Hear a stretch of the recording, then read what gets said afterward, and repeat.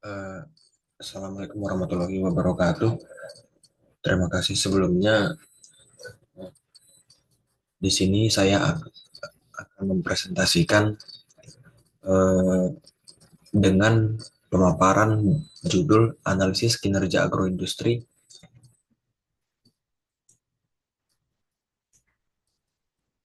pada Produktivitas Kinerja Industri Tempe Asli HB Jambi. Tapi sebelum itu perkenalkan, nama saya Binsar Parnington Simbolon, kelas R002, dengan mata kuliah yang diampu adalah Analisis Kinerja Agroindustri. Yang pertama, latar belakang. Mengapa analisis kinerja perusahaan itu penting? Perlu kita ketahui bahwa yang melatar belakangi atau mengapa analisis kinerja perusahaan itu perlu diaudit adalah untuk mengetahui eh, seberapa produktif dalam pengimplementasian perusahaan tersebut untuk bekerja dan membiayai semua biaya produksi hingga pada karyawan.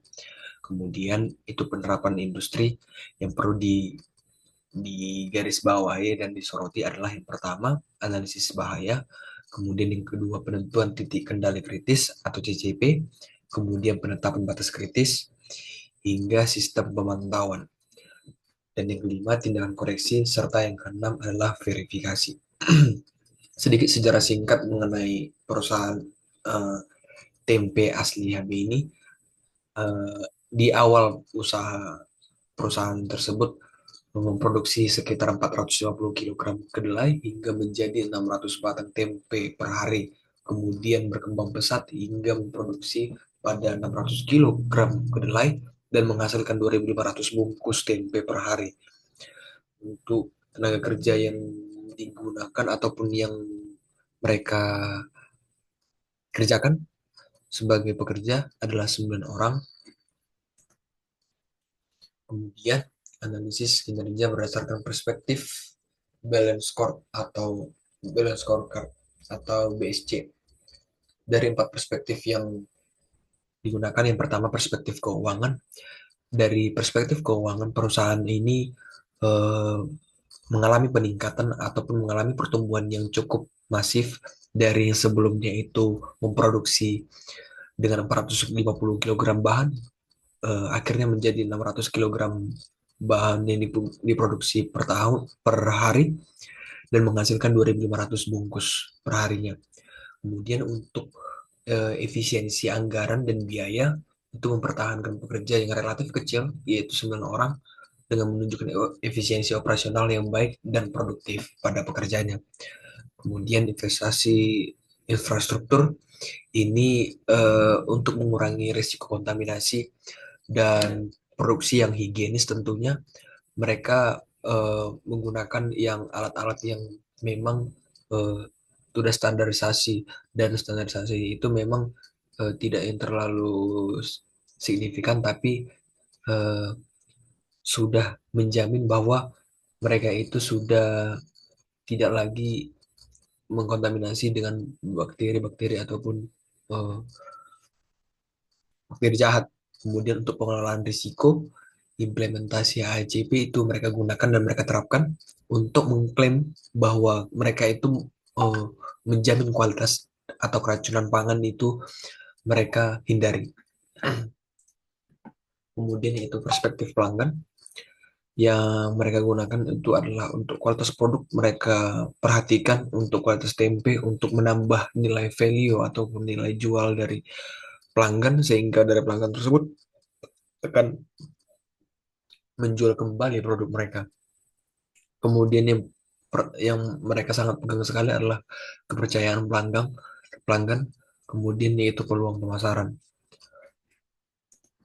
Kemudian untuk perspektif bisnis internal, yaitu perspektif yang ketiga, tentunya prosedur operasional, mereka menggunakan prinsip GMP untuk tentunya membangun kepercayaan publik, membangun peminat publik bahwa mereka itu menjamin uh, bahwasannya perusahaan mereka itu atau UMKM ini kesterilan dan jauh dari kontaminasi bakteri-bakteri jahat pada produksi pangannya.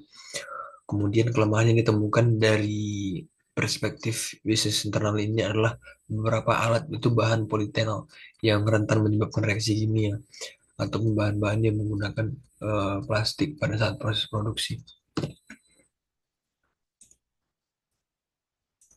Kemudian yaitu yang keempat, perspektif dan pembelajaran dan pertumbuhan. Perlu kita ketahui bahwa karyawan itu perlu yang namanya upgrading dalam pembelajaran dan pertumbuhan pada mereka untuk eh, dalam bekerja untuk melakukan produktivitas mereka sehingga perusahaan pun dapat melakukan produktivitas tingkat tinggi. Tapi pada hakikatnya kompetensi karyawan itu seringkali tidak datang dengan sendirinya, tapi perlu dengan ditingkatkan dengan yang pertama yaitu higienis pekerja. Kemudian perusahaan itu menerapkan budaya dengan perbaikan yang berkelanjutan. Kemudian inovasi proses, bagaimana proses setiap tahap demi tahap, step by step mereka terapkan dan mereka ajarkan kepada karyawannya. Dan di sini adalah sedikit dari diagram alir bagaimana proses produksi dari perusahaan tersebut hingga mulai dari bahan baku, dari pencucian sampai pengirisan hingga pada saat fermentasi pun ada, hingga pun pada produk akhirnya itu adalah dalam bentuk tempe. Kemudian yang terakhir adalah kesimpulan dan rekomendasi dari yang sudah perusahaan ini lakukan, bahwa penerapan eh, implementasi produktivitas dari karyawan maupun perusahaan tersebut sudah pada jalur yang benar untuk meningkatkan keamanan pangan, efisiensi produksi, dan kepuasan pelanggan. Jadi dari empat perspektif itu, empat perspektif tersebut itu keempat-empatnya sudah memenuhi, dan beberapa area yang perlu ditingkatkan seperti peralatan produksi, peralatan pelatihan karyawan, serta dokumentasi pengawasan proses. Dengan pengembangan berkelanjutan dari empat perspektif ini memiliki potensi besar untuk tumbuh menjadi usaha yang lebih kompetitif tentunya dan berdaya saing serta berkelanjutan di masa depan. Mungkin cukup sekianlah yang bisa saya presentasikan dan sampaikan kepada teman-teman. Eh, Kurang lebihnya saya mohon maaf. Saya Akhir Taufik Walhidayah. Wassalamualaikum warahmatullahi wabarakatuh.